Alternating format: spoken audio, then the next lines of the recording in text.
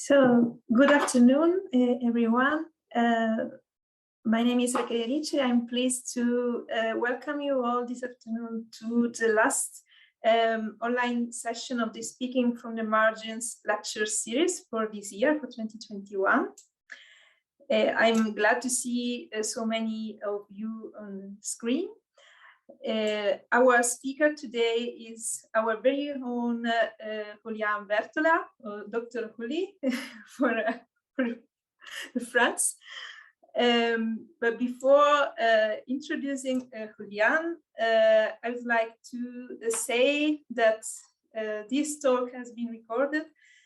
So if you do not wish to feature in video, you can switch off your camera.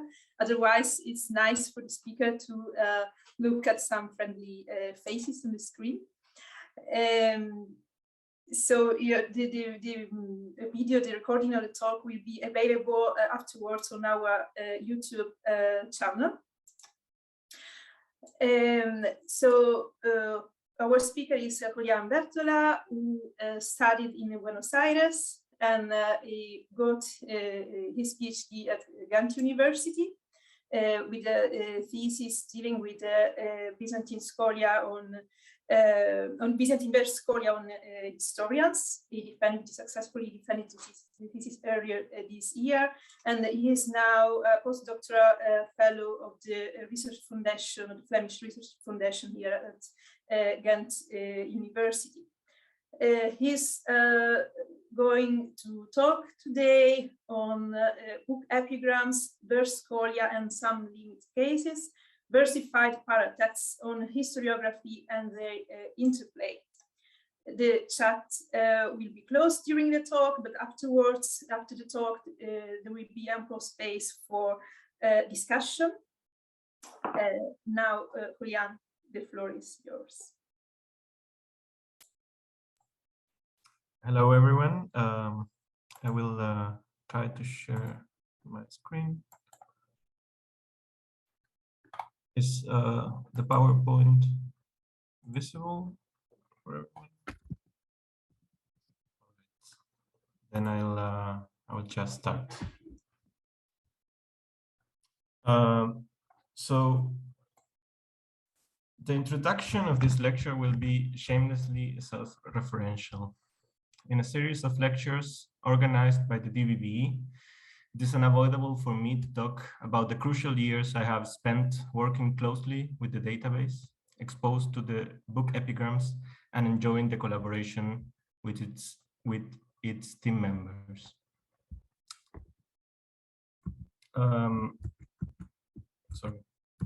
Earlier this year, as Raquel mentioned, I finished my PhD in the framework of the DBBE.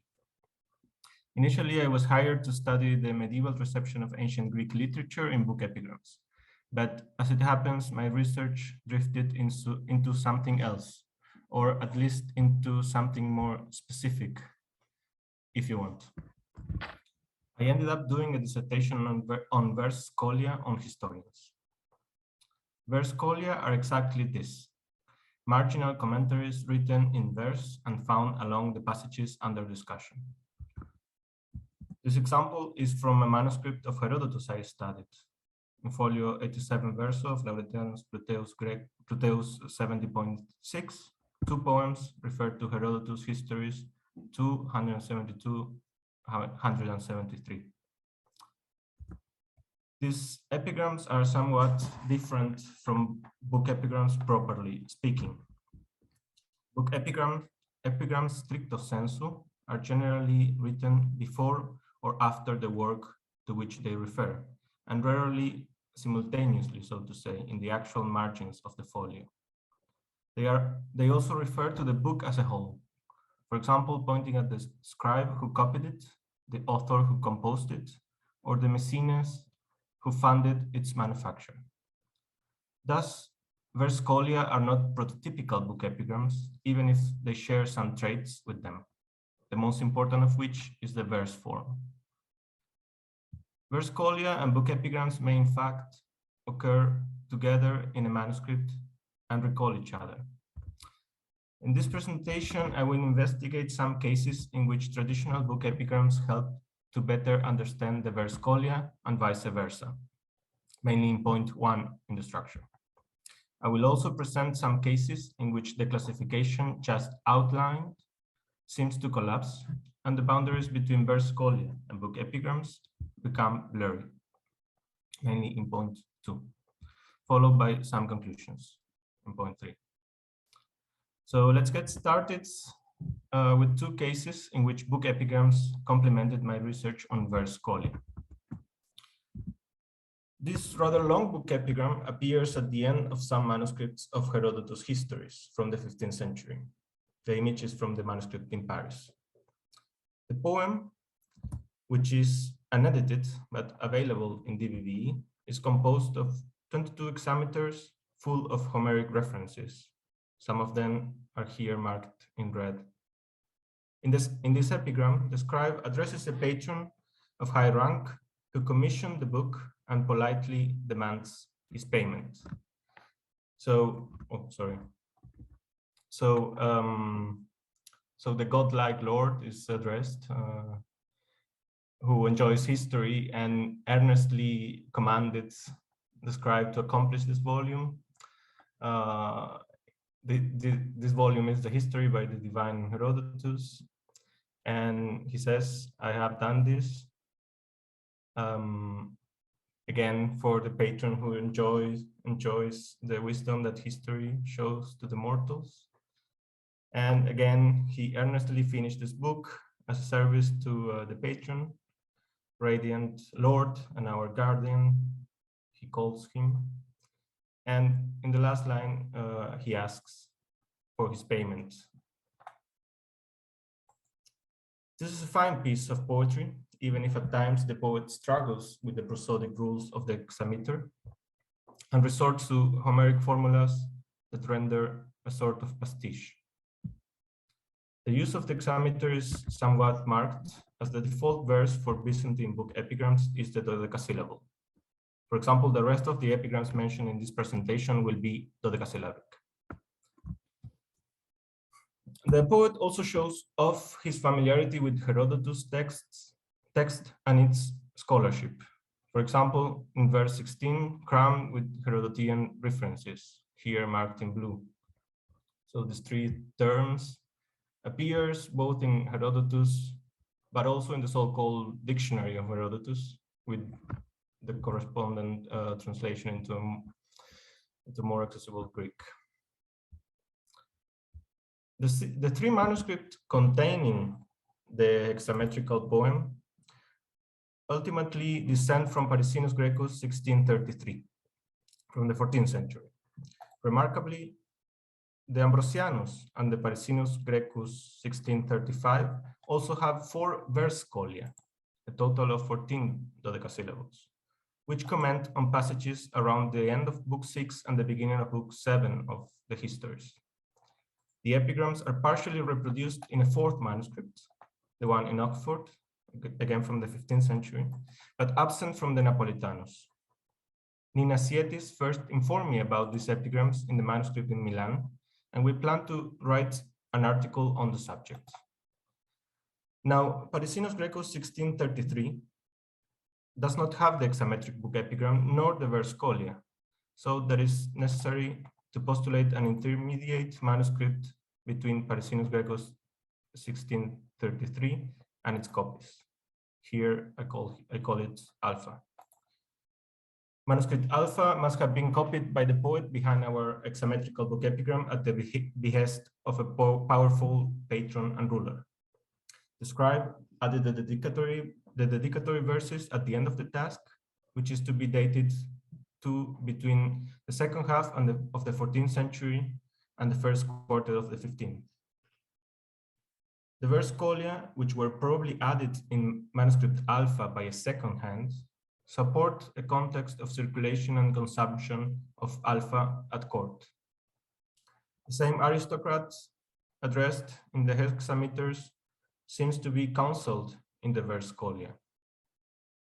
For example, the second verse column of the series advises the reader against flatterers, using the episode in which Mardonius and Artabanus advise Xerxes on the convenience of invading Greece at the beginning of Book 7 of Herodotus.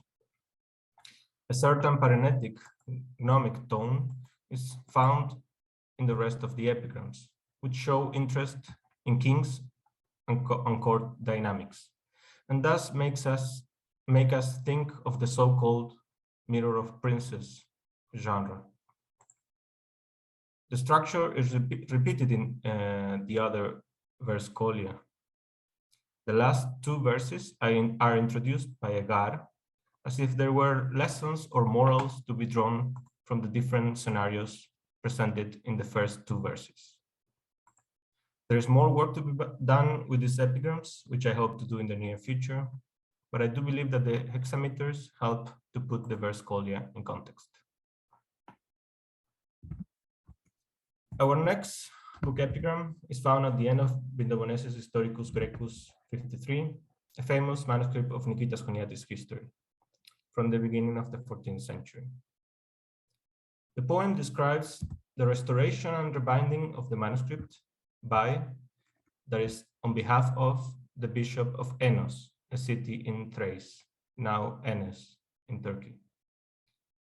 The epigram is quite remarkable for many reasons. To begin with, there are not many book epigrams that deal so explicitly with this subject.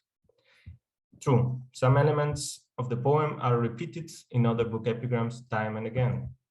For example, the formula Timparus and Pictida, which shows many parallels in the DBBE. The Bishop of Enos evidently plays a role of the patron who had the book rebound, so that the verb sindi in verse 6 should be understood as causative, a phenomenon all too common in book epigrams. The reference to the readers of the book in verse 8 is also found in many book epigrams, the so-called reader-related epigrams in DBBE. But the nature of the work sponsored by the Bishop of Enos, which is described in verses 4 to 6, is more exceptional in book epigrams. The rebinding of the book does not find many parallels in the DBBE.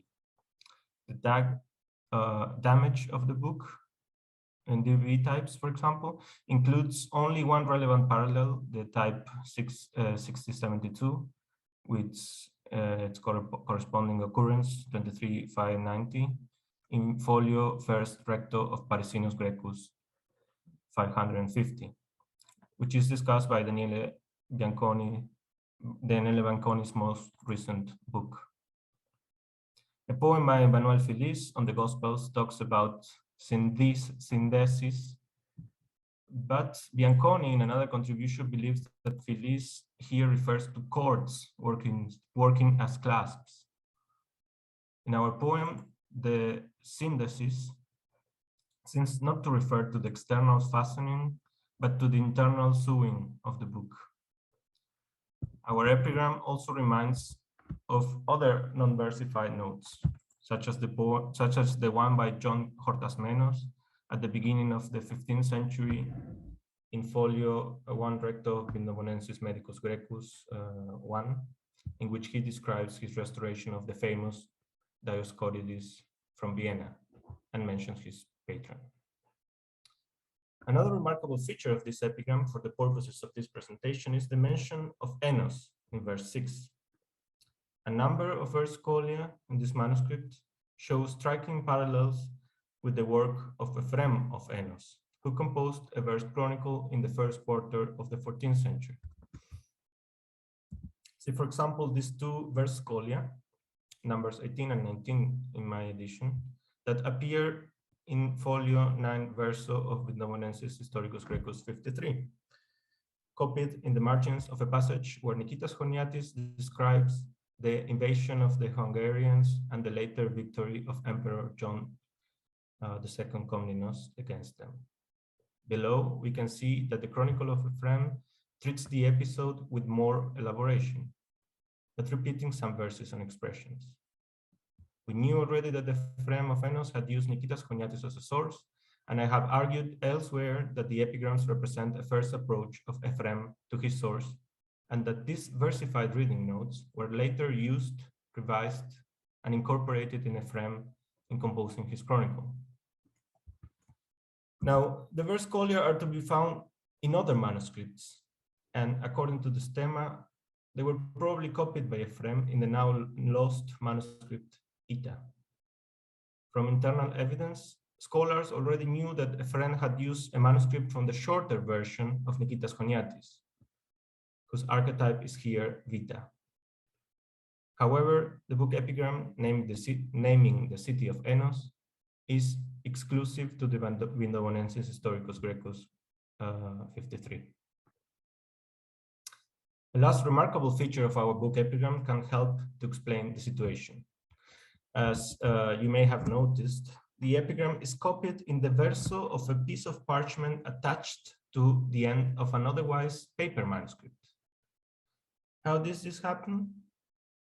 Why was the epigram not copied in the paper flyleaf? In the paper flyleaf. If is this piece of parchment a remnant of the manuscript before the restoration, or a remnant of the materials used in the restoration? But if we look back to the Vindobonensis Historicus Grecus 53, our manuscript does not look like a particularly worn out manuscript. Even a folio that is now lost was still there when the Qualan 137 was copied at the beginning of the 15th century. The book epigram describes a book damaged on the verge of annihilation. The material support of our book epigram invites to think that it could have belonged to another manuscript. I have argued elsewhere that the parchment could be a piece of manuscript Ita, where the verse Scholia were originally copied by Ephraim. When Vindobonensis Historicus Grecus 53 was copied from manuscript Ita, which was in particular bad shape even after the restoration, the piece of parchment was cut out from the exemplar and pasted onto the apocryphon. If indeed the parchment was originally in Ita, one may even think whether Ephraim is also the author of the book epigram, and whether the bishop played a role as a patron for Ephraim's verse chronicle. Admittedly, all this is highly speculative, but the conundrum of the parchment strip cannot be addressed without a degree of cautious speculation. In any case, the origin of the parchment strip is not decisive to assess the authorship of the verse Scholia. The many formal parallels of the verse Scholia with Ephraim's chronicle, the fact that the verse Scholia are found in manuscript that we already knew that Ephraim had consulted, and the connection of one of these manuscripts with Enos still constitute solid evidence. As anticipated, the second part of this talk concerns some epigrams that challenge the definition of book epigram and its opposition to verse Scholia. To stay with Nikitas Choniatis, let us look at an epigram in folio 168 verso of Vaticanus Grecus 163. The poem addresses Emperor Andronicus I Komnenos and condemns the assassination of Alexios, the legitimate heir of the throne, which granted Andronicus the empire. The poem is copied in red by the same hand that copied the main text of Nikitas Choniatis' history, right after the end of the second and last book of Andronicus' reign, and before the beginning of the first book of Isaac II Angelos. So, and you have to believe me now, because I don't have a better image than the one provided by the website of the Vatican Library. Here is the poem, written in 3 columns and in the body of the text. But despite its layout, the poem is not by Nikitas Choniatis and was not edited as part of the history. How are we to explain the emergence of this book epigram at the end of a chapter? The layout of the poem in Vaticanus Grecus 163 continues the disposition in 3 columns of 2 other poems of age 8 verses each that surround our book Epigram as part of the text of Nikitas Choniatis' history. Nikitas Choniatis frequently quotes from the so-called Oracles of Leo the Wise, a collection of verse prophecies concerning the succession of emperors, which survives as a corpus only in later manuscripts. In the beginning of the following book, a poem from the collection is said to have been used by Isaac the Second Angelos to praise himself. But our book Epigram, here in blue, shows actually a strong dependence on the verses that preceded it, here in red. The poem shares the prophetic tone of the poems attributed to Leo the Wise, but it is actually not included in the collections that survive to us. The verses here with the translation of Cyril Mango are presented by Nikitas Choniatis as part of books in circulation that predicted the rise and fall of Andronikos. Our book Epigram in Vaticanus Graecus 163 follows the poem and needs to be understood in this precise context. From the very beginning, the poem picks up on the previous oracle in verse. Notably, the epigram starts with a ke, and the word dikas recalls the same word in line 42, and he will later pay miserable penalties. Unlike the prophecies in verse, the epigram in Vaticanus Graecus 163 addresses directly the Emperor Andronikos from verse 1, and you suffer those penalties, implacable man. The outrageous penalties were narrated in extenso and quite explicitly in Nikitas Choniatis. Andronikos is deposed, put to prison, publicly humiliated, and executed. From verse 2 onwards, the main reason of the penalties is explained, as if the rest of the poem was an elaboration of line 43. For the evil deeds which, wretched man that he was, he had committed in his life. The book Epigram in Vaticanus Graecus 163 focuses on the first of the evil deeds performed by Andronikos, the murder of Alexios II Komnenos, the son of Manuel I and Maria of Antioch, here called Xeni. It also employs imagery from the oracle when it says in verse 2, having plucked the unripe corn, which echoes lines 40 and 41. He will burst in and mow down the corn, but he too will be cut down in time. In fact, the metaphor of the reaper appears again and again in Nikitas Choniatis' history, associated with Andronikos. For example, in Nikitas' assessment of Andronikos' reign, just before these poems, we found another quotation of the iambic oracles. We found,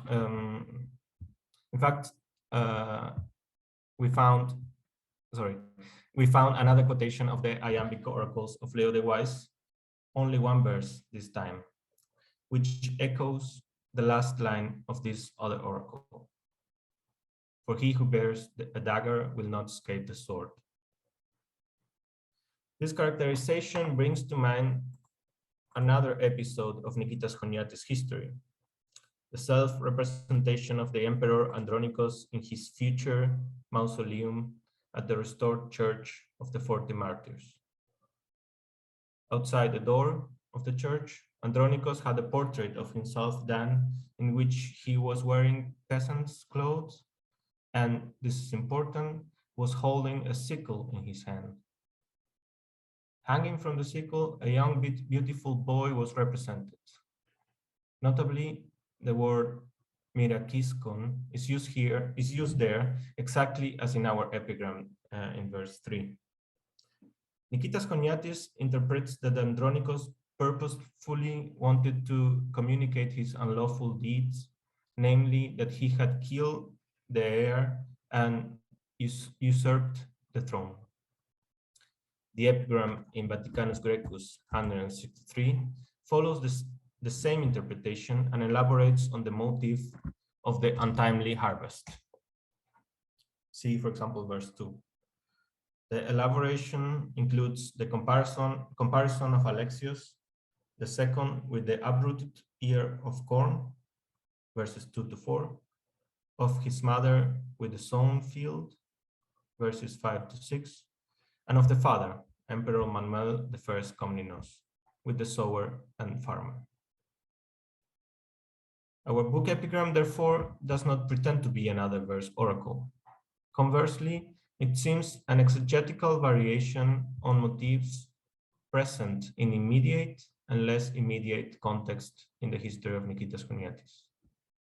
As said before, these verses at the end of the reign of Andronikos are copied only in Vaticanus Graecus 163 by the same hand that copied the main text in a distinct color, but in the body of the text with the same layout as the other poems. The epigram does not look strictly like part of the marginalia of the manuscript.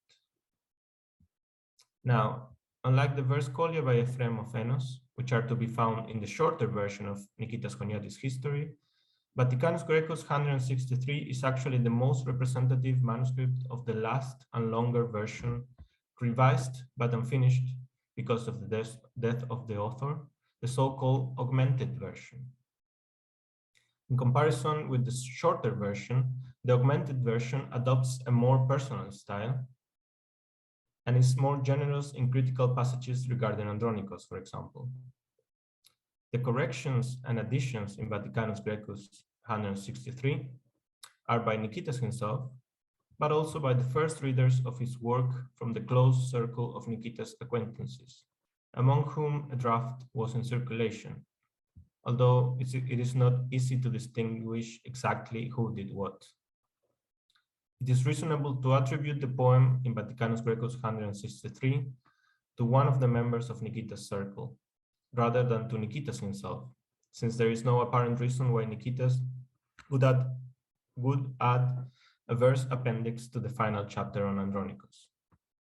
The poem, most likely copied by a second hand on the circulating copy of the augmented version, probably in the margins of this manuscript, was later integrated by the copyist of Vaticanus Graecus 163 into the body of the text, even if in a distinct color. The last book epigram I want to discuss in this presentation is found in a manuscript of another major historiographic work from the long 12th century, the World Chronicle of John Sonaras. The chronicle is preserved in its entirety or partially in many Byzantine manuscripts. Around 54 are dated between the 12th and the 15th centuries. In one of the most ancient manuscripts, the Vaticanus Graecus 136 from the 13th century, there is a long book epigram of 29 verses at the end of Book 9 of Sonaras. To go through the poem together with you, I will divide the poem in 3 sections. The first 6 verses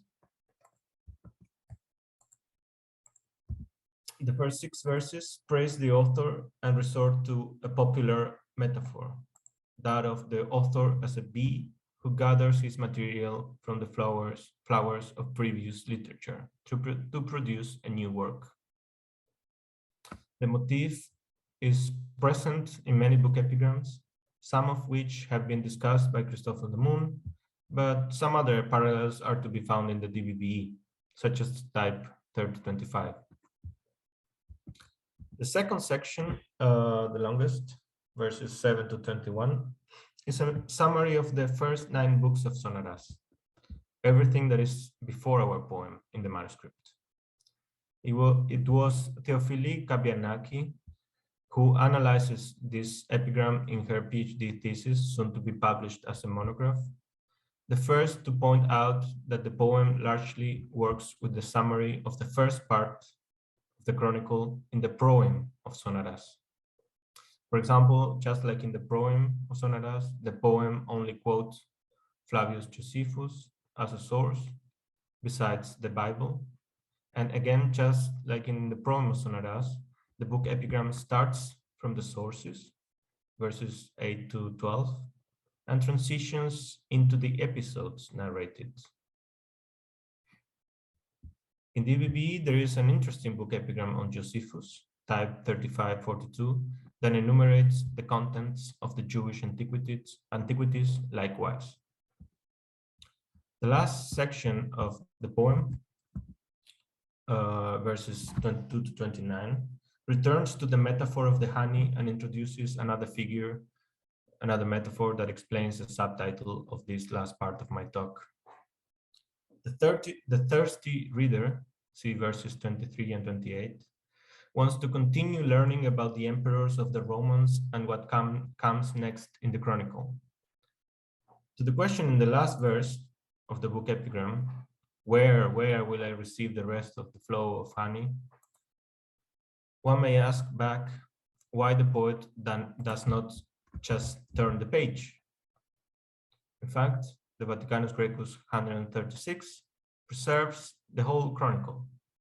So here's the book epigram, and from here, book 10 begins. Now, the single scribe of the manuscript must have had access to 2 different volumes and copied them separately. This is confirmed by the quire numbers that actually start anew from folio 102 onwards. Kabianaki reconstructs that the chronicle was produced and circulated in 2 different stages. The first volume comprised the Jewish history up to the Roman Republic, books 1 to 9, and a second volume, the Roman imperial history, books 10 to 18. As it seems, the composer of this epigram reached the end of the book and only then realized that some of the subjects promised in the poem were not included in his volume. That is how we can explain the emergence of this book epigram at the end of the first part of the Chronicle of Sonaras. But who was the author of this book epigram? We almost know nothing about him, but there is a lemma at the beginning of the poem, the abbreviation for Constantinu. Now, in this same manuscript, as in other manuscripts discussed in this presentation, there are 2 verse Scholia before our book epigram, in folios 33 verso and 61 verso, which comment on the description of the torture of Scaphism and on the misdeeds of Herod, respectively. The first verse column also has the lemma Constantinu, and it's reasonable to assume that this is the same Constantine as the book epigram, and that Constantine also composed the second verse column. It is significant that no verse column occurs in the second part of the manuscript, after the long book epigram in folio 101 verso. Kabianaki advances 3 possibilities. Constantine was either the owner of the manuscript, the scribe of the whole manuscript, or both the owner and the scribe.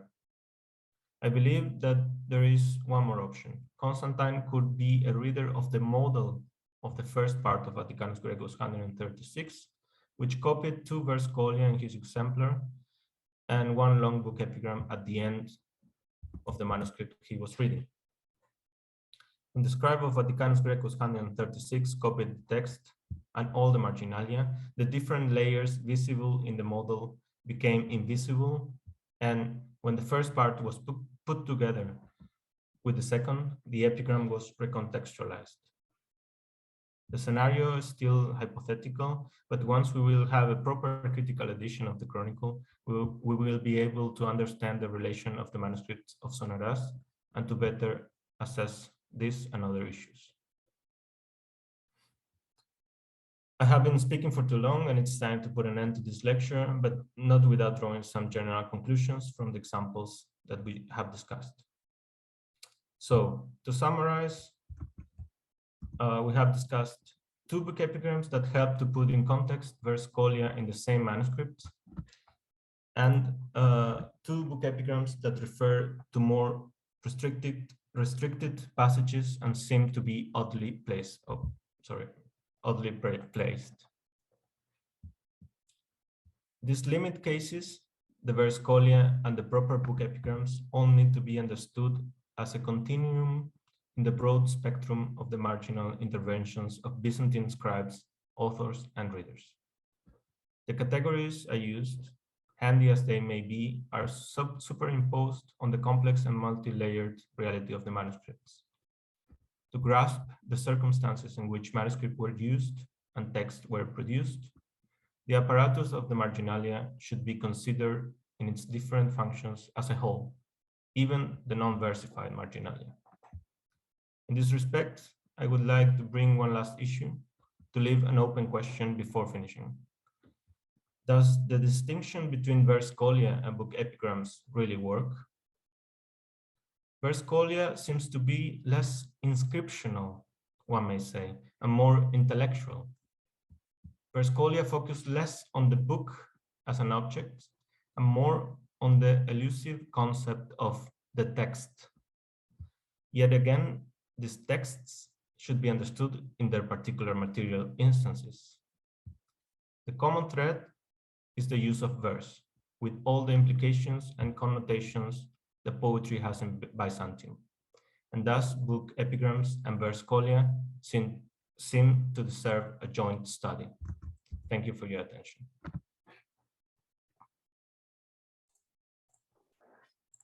Thank you, Julián, for this very, very rich and thought-provoking presentation.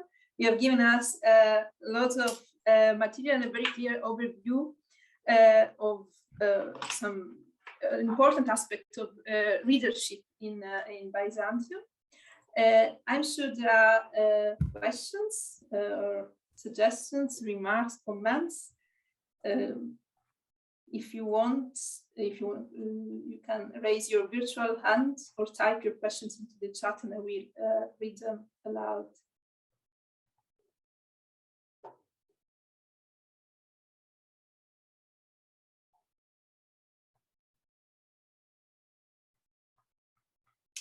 Cristina.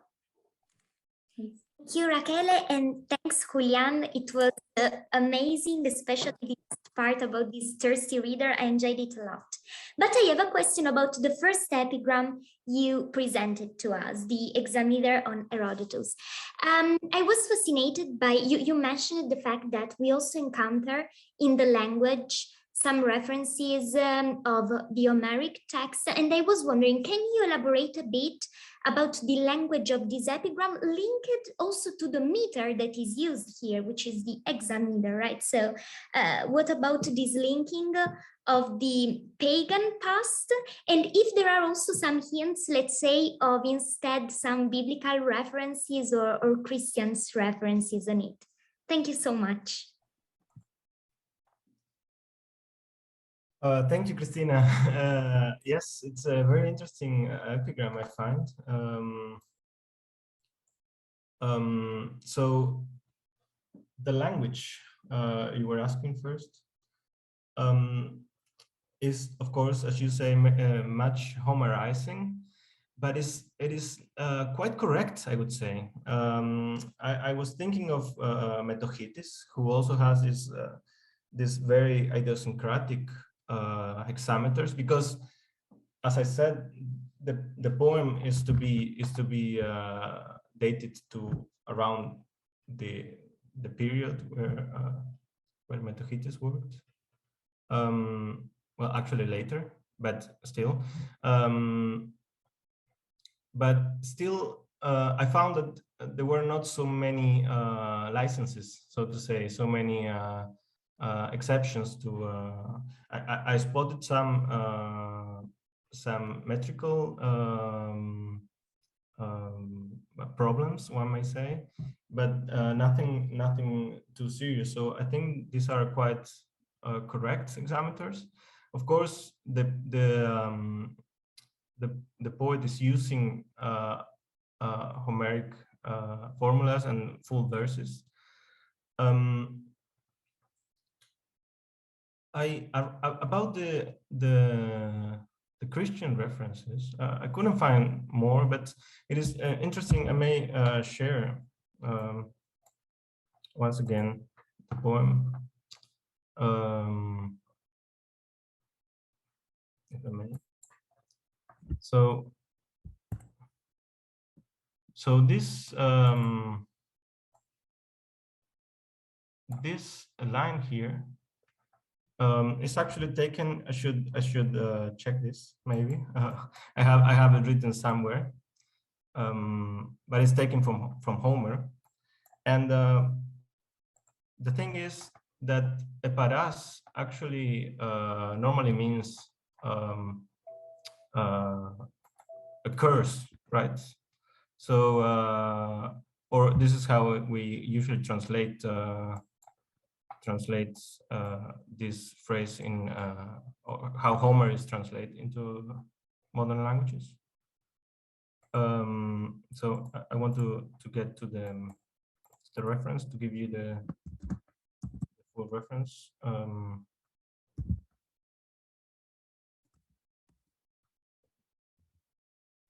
So,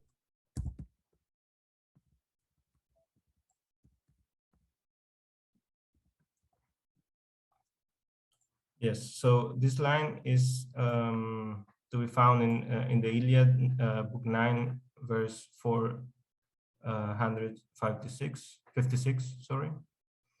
And as I was saying, I think curse, for example, here for eparas does not make much sense, and I was forced to translate it as prayers. There you have some Christian hint, if you want, but besides that, I cannot think of any other. Yeah. Thank you. I don't know if there was something in your question that I didn't reply. No, this is exactly what I saw while you were showing the text. Yeah. There's also the other Dizioni Lasconde, which I found interesting because I was wondering maybe there is, a reusage of the pagan text in the Christian environment, which is something that Byzantines usually were used to do, let's say. And I like also the fact that you were saying eparas is not so easy to translate in its, let's say, Homeric original meaning. So yes, definitely, you answered my question. Thank you. Right, thanks.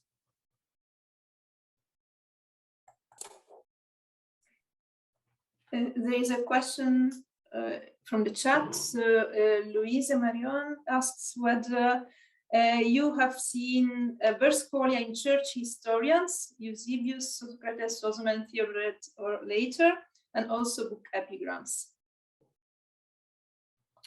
Short answer would be no. I haven't looked into that. I believe a new edition is being prepared or is about to be out, if it's not out, of Xanthopoulos' church history. So I was also wondering about those, because Xanthopoulos is also has many epigrams, and but I haven't looked into ecclesiastical histories. So I don't know. Maybe a quick search in DBBE gives some results. Thank you for the question. I'm sorry, I don't know more about it.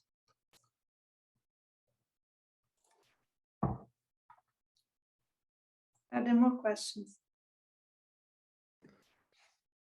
Could I ask a question? Yes, sure. Thank you very much, Julián. I wanted to ask. Well, actually, I wanted to make a suggestion. I'm not sure if it's a good one, but eparas is. I was wondering whether it might come from a form which Herodotus uses as eiro, but in Attic would be eparas, but with accented on the penult, so eparas, which is to sort of set on, to give impetus to set on the way. which it's used at Herodotus 187. LSJ rather unhelpfully cites it as if it was eparas, but it's epaeidas, at least in some versions of the text. And that might work, you know, sort of roused to the task with God, so with the help of God, or with God, yeah, bringing it to completion. Just a suggestion. I don't know what you think of that. And thank you very much for the very interesting talk. Yeah, thank you, Anthony. Thank you for being here. I kind of recall having asked myself the same question while transcribing, because it was difficult to transcribe and to make sense of it. I'm not used anymore to this archaizing language. If I may, so. And it's a very valid one. So if I may once again share again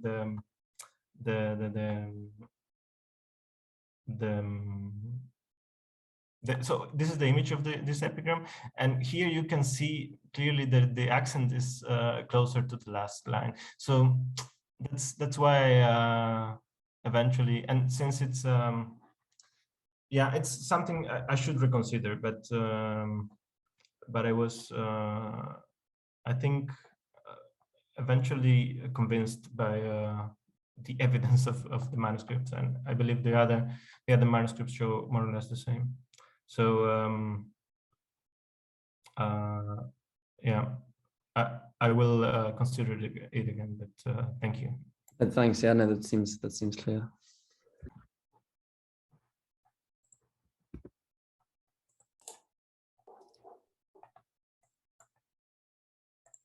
If I may, Julián, I'm rather intrigued by your conclusions. So the general question you were asking yourself is a very good one. So about this distinction between verse Scholia and book epigrams, this theoretical question. I wonder whether we may more and more move towards a more general definition of metrical paratexts. You know how I'm always inclined towards that kind of definition, or at least we can consider verse Scholia and proper book epigrams as two manifestations of paratexts, also depending on the transmission and the place that they have in manuscript. Or not. Yes. Thank you, Raquel. I think it's a difficult question, but I felt like morally obliged to ask it out loud, because I think my first problem is imposing our own categories and such into what is more, as it seems, spontaneous and less categorized phenomena, right? So I'm still trying to make some sense out of it.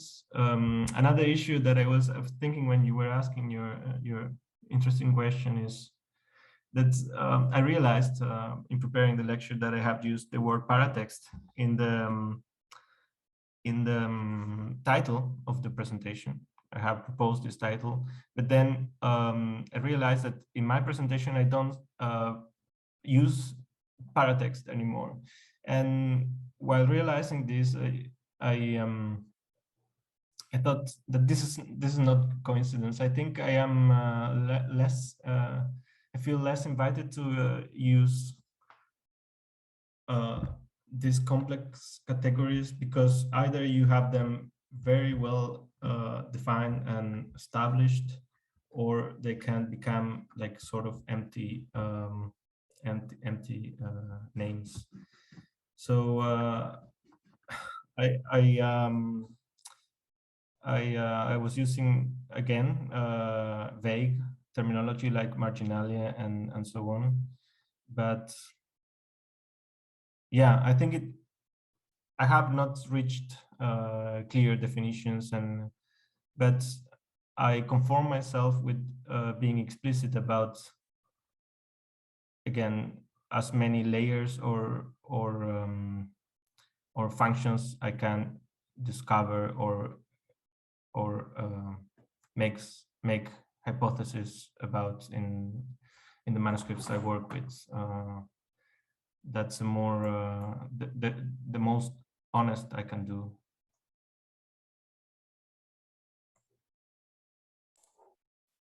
Thank you. Floris, are you raising your hand? Yes. Yeah, sorry, for some reason I cannot raise my virtual hand, so I have to raise my real hand. I would very much agree with that, Julián, especially what you just said about that it's a kind of spontaneous writing. If you look at your last example, that thirsty reader, I think it starts out as many of our book epigrams do, as some kind of dedicatory or reader epigram, but then it moves towards some kind of summary of the main text, and that's also, in fact, a thing that some book epigrams do. But then that summary, you could compare it perhaps to some of your verse scholia. So given like a very concise rendering of what happens in the main text. So there is an affinity between, well, what we would distinguish as two genres, but of course for Byzantines, I mean, there was no distinction. I mean, chances are that they would both call something like epigrammata or hypogrammata or whatever. So yeah, I would agree with what you said, and it's all, I mean, more or less kind of the same impulse, so to say. And of course, I mean, we can invent labels ourselves, but we should always ensure that they match some reality. Yeah, but it's a difficult question. Yeah, if I may just add something on that. One of my my issues was that I was asking myself, well, big questions like what is an epigram, and exactly. So I understand that book epigrams have this more inscriptional sort of appearance, whereas yes, verse Scholia, as I call them, or you can call them just poems, but those in the margins get closer to scholarship, actually, right? Yes. Even if the verse form seems to invite for more to be more emotional or more expressive or more the verse also stresses this more personal, if you want, or reflections or impressions on the text. So yeah, that this last paragraph is part of my conflicts, let's say. Yes. But this also, sorry, I keep talking a bit, but I mean, this also relates to material evidence, right? I mean, but this epigram in the Vatican manuscript, which is written in the Vaticanus 163, you were stressing a lot, it's written in red. So, I mean, it kind of stands out in that context. But if it were in the same ink as the other two epigrams in the same form, it would have attracted your attention in a different way, I guess. So the categories we impose on these texts also relate to the appearance of the texts themselves in the transmission, I believe. Yeah. Totally. And some of my thoughts, I revisited the video, so I invite everyone to follow DBBE on YouTube, the video of Georgi Parpulov's lecture, in which also he was talking about this sort of pseudo-versified rhythmical endings of chapters or of sections of text that yeah, are in between, straddling there between prose and verse, between text and paratext. So yeah.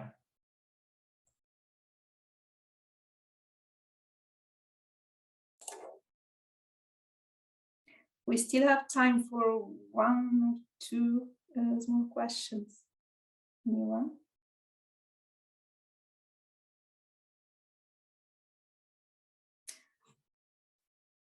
Well, if not, I would like to thank Julián once more for this fantastic talk, and all speakers of this series of lectures. I anticipate that next we are already putting together a program for our next series of lectures. We have decided to stick to the online format for next term, which is sad, but at the same time will allow lots of you to attend the lectures, even if you can't make it to Ghent on a monthly basis. And I thank you all for being here on behalf of the entire team, and wish you a very joyful Christmas and Happy New Year. Bye-bye. Thank you. Thank you, Julián. Bye.